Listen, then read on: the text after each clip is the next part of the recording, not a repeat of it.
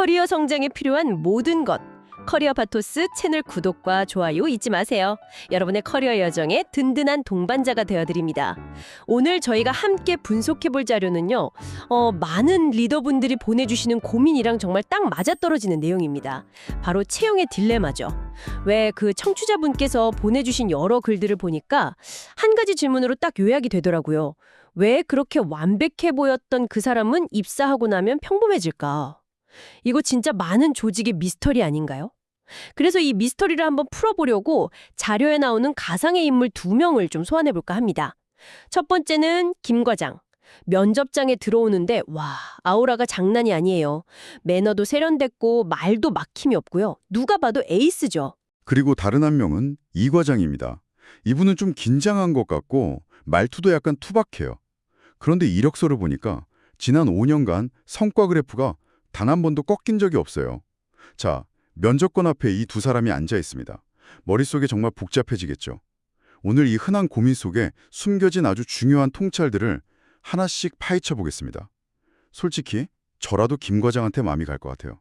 왜냐면 딱 봐도 뭔가 그렇죠. 자신감이 넘치죠? 네, 자신감도 있고 이 사람 뽑았다고 하면 누구한테는 좀 할 말이 설 것 같거든요. 근데 이 과장을 뽑으면 면접은 좀 별로였는데 데이터 한번 믿어봅시다.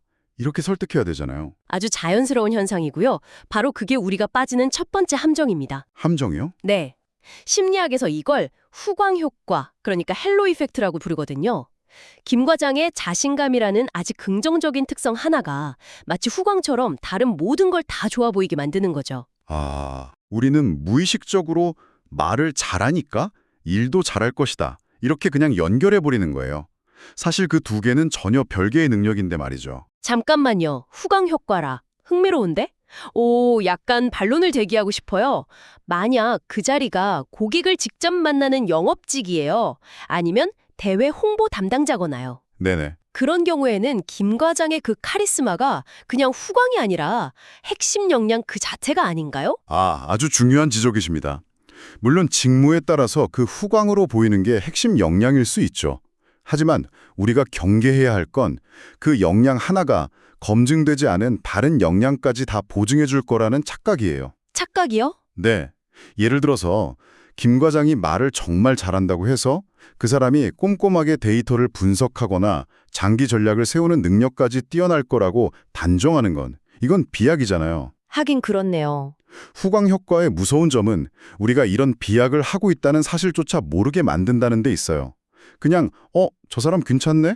이렇게 느끼고 끝나는 거죠. 그렇군요. 그러니까 김 과장의 매력을 무시할 필요는 없지만 그 매력 때문에 다른 걸 못 보게 되면 안 된다 이 말씀이시네요?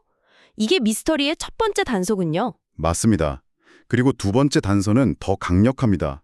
바로 평균으로의 회귀라는 통계학 원리입니다. 평균으로의 회귀요? 말이 좀 어려운데요? 네, 이름은 좀 어려워 보이는데 개념은 간단해요. 어떤 극단적인 아주 특별한 사건이 일어나면 그 다음에는 보통 평균에 가까운 결과가 나올 확률이 높다 이겁니다. 예를 들어 주실 수 있나요? 10번 던져서 9번을 넣었어요. 거의 인생 경기를 한 거죠. 와, 대단하네요. 그럼 구단주가 그 경기 하나만 보고 이 선수 성공률 90%다 하면서 거액의 계약금을 주는 게 합리적일까요? 아니요, 단연히 아니죠. 그 선수의 통산 평균 성공률을 봐야죠.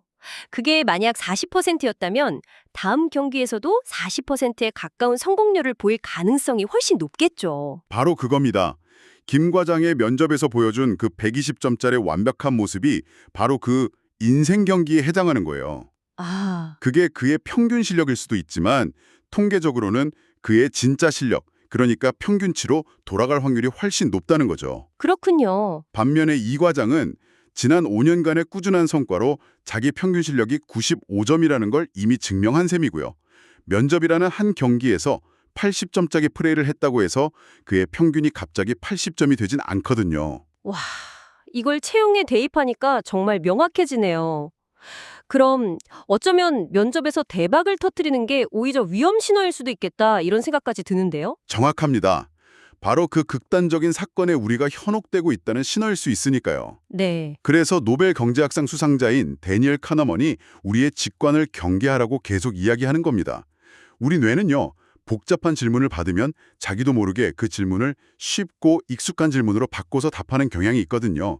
이걸 휴리스틱이라고 합니다. 질문을 바꿔치기 한다고요? 그건 또 무슨 말이죠? 면접관이 진짜 던져야 할 질문은 이 후보자가 입사해서 3년간 꾸준히 성과를 낼 확률이 얼마일까? 이거잖아요. 그렇죠. 아주 어렵네요. 네, 굉장히 어렵죠. 과거 데이터를 분석하고 미래를 예측해야 하니까요. 그러니까 우리 뇌가 이 어려운 질문을 피하고 바로 답할 수 있는 쉬운 질문으로 바꿔버려요. 어떤 질문으로요? 바로 나는 지금 이 후보자가 얼마나 마음에 드는가? 라는 질문으로요. 아, 그러네요. 미래 성과 예측이라는 어려운 과제를 현재 내 감정이라는 쉬운 답으로 그냥 퉁치는 거군요. 맞습니다. 그리고 김 과자는 제 마음에 쏙 드니까 자연스럽게 이 사람이다. 결론이 나는 거죠. 그러고 나면 아마 저는 제 결정이 맞았다는 증거만 막 찾으려고 하겠죠. 그게 바로 확증 편향입니다. confirmation bias요. 일단 김 과장을 에이스라고 마음속으로 정해버리면 그 사람한테는 장점을 더 돋보이게 하는 질문을 던져요. 사소한 단점은 못 본 척하고요. 반면에 이 과장한테는 네, 이 과장한테는 그 긴장한 태도를 확인하려는 듯이 압박 질문을 던지거나 답변에서 부족한 점을 더 날카롭게 찾아내려고 하죠. 와, 면접이 끝날 때쯤이면 면접관 머릿속에는 역시 내 예상이 맞았어. 이 생각만 남게 되는 겁니다. 이게 다 1시간도 안 돼서 벌어지는 일이에요. 듣고 보니까 제 뇌가 얼마나 편향되기 쉬운지 알게 돼서 좀 무섭게까지 하네요. 후광 효과에 끌리고 어려운 질문은 쉬운 감점으로 대체하고 마지막엔 내 선택이 맞다고 스스로를 속이기까지. 그럼 이 편향의 지뢰밭에서 살아남을 방법은 뭔가요? 제 직감을 믿지 말라면 도대체 뭘 믿어야 돼요? 그래서 시스템이 필요한 겁니다. 저의 그 흔들리는 감정과 직관을 딱 붙잡아줄 수 있는 체계적인 장치, 구조화된 면접을 도입하는 거죠. 구조화된 면접이요? 아, 모든 지원자한테 똑같은 질문 던지는 거 말씀이시죠? 사실 그것 좀 딱딱하고 인간미 없어 보이기도 하던데요. 그렇게 보일 수 있죠. 그런데 그 인간미라는 게 사실은 면접관의 편향이 끼어들 여지를 주는 통로가 될 수 있거든요. 아, 구조화된 면접의 핵심은 두 가지입니다. 첫째, 모든 후보자에게 동일한 질문을 동일한 순서로 던지는 것, 공정하게 비교하기 위해서죠. 그리고 둘째는 행동 기반 질문을 하는 겁니다. 만약 뭐라면 어떻게 하시겠어요? 이런 가상 질문 말고요. 과거에 뭐 했던 경험에 대해 구체적으로 말씀해 주세요. 라고 묻는 거죠. 아, 과거의 행동을 물어보는 거군요. 왜 그게 더 중요해요? 미래 행동에 대한 가장 좋은 예측 변수가 과거의 행동이기 때문입니다. 네네. 김 과장은 만약 어려운 고객을 만난다면 이라는 질문에 아주 번지르르한 답변을 할 수 있어요. 하지만 지난 1년간 가장 까다로웠던 고객을 설득했던 실제 경험을 처음부터 끝까지 말씀해 주세요. 라는 질문에는 쉽게 대답 못할 수도 있습니다. 그렇죠. 진짜 경험이 없으면 지어내기 힘든 질문이네요. 맞습니다. 반면에 이 과장은 이 질문에 자신의 그 투박한 언어로 힘들었던 과정과 성공 경험을 담담하게 풀어낼 가능성이 높죠. 그렇군요. 결국 이건 연기력을 보는 게 아니라 경험을 검증하는 거네요. 그리고 아마 각 답변에 대해서 미리 정해진 기준에 따라 점수를 매기는 방식도 포함되겠죠. 정확합니다. 스코어 카드, 즉 평가 기준표를 미리 만들어 두는 게 아주 중요합니다. 이 직무에서 중요한 역량 5가지를 정하고 각 역량에 대한 평가 기준을 구체적으로 쓰는 거죠. 그리고 면접관들은 각자 감상이 아니라 이 스코어 카드에 기반해서 점수를 매기는 거예요. 아, 그렇게 하면 그냥 느낌이 좋아서 같은 말은 못 하겠네요. 그렇죠. 면접관의 감정이 끼어들 여지를 최소화하고 우리 조직에 정말 필요한 사람을 뽑을 확률을 극적으로 높여주는 겁니다. 듣고 보니 면접이라는 게 단순히 좋은 사람 찾는 감성적인 과정이 아니라 적합한 사람을 찾는 아주 냉철하고 과학적인 분석 과정이어야 한다는 생각이 드네요. 준비는 훨씬 힘들겠지만 채용 실패하고 나서 겪는 고통을 생각하면 충분히 투자할 만 하겠어요. 자, 그럼 이 모든 도구를 가지고 다시 김 과장과 이 과장 앞에 섰다고 해보죠. 최종 결정이 저울은 어디로 기울어야 할까요? 잔류의 결론은 명확합니다. 특히 조직의 허리 역할을 할 과장급 경력 사원 채용이라면 저울은 검증된 성과 쪽으로 확실하게 기울어야 합니다. 신입사원 채용이랑은 완전히 다른 게임이다, 이 말씀이시죠? 네, 잠재력을 보고 투자하는 거랑은 다르죠. 우리는 김 과장의 화려한 면접이라는 단 하나의 점데이커에 현혹되지 말고요.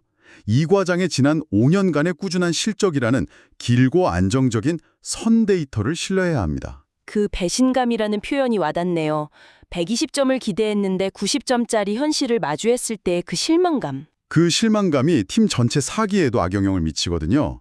차라리 처음부터 95점을 기대했던 이 과장이 입사해서 꾸준히 95점에서 100점 사이를 보여주는 게 조직에게는 훨씬 더 안정적이고 건강한 상황인 거죠. 결국 오늘의 핵심은 보이는 게 전부가 아니다라는 어떻게 보면 진부하지만 정말 강력한 진리로 돌아오네요.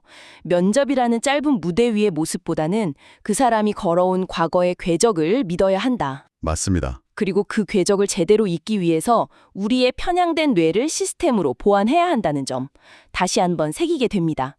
네, 훌륭한 면접관의 역량이란 게 무슨 숨겨진 보석을 알아보는 신비한 능력이 아니고요. 오히려 화려한 돌멩이의 유혹을 이겨내고 데이터가 가리키는 가장 합리적인 선택을 할 줄 아는 그 이성적인 판단력에 가깝습니다. 결국 조직을 단단하게 만드는 건 한 명의 스타가 아니라 예측 가능하고 신뢰할 수 있는 여러 명의 허리니까요. 자, 그럼 마지막으로 청취자 여러분께 이런 질문을 던져보면서 마무리할까 합니다. 오늘 저희는 계속 안정성과 예측 가능성의 가치에 대해 이야기했잖아요. 그런데 만약 여러분의 조직이 오랜 침체를 깨고 시장의 판도를 바꿀 게임 체인저가 절실한 상황이라면 어떨까요? 안정적인 95점짜리 선수로는 현상 유지만 가능하지 극적인 반등은 어려운 상황이라면요. 그럴 때조차 평균 회귀의 위험을 감수하고서라도 120점짜리 인생 경기를 보여준 김 과장의 그 폭발적인 잠재력에 베팅하는 게 더 합리적인 선택이 될 수는 없을까요? 조직이 처한 상황이 채용의 정답을 바꿀 수도 있지 않을까 한번 생각해 보시면 좋겠습니다.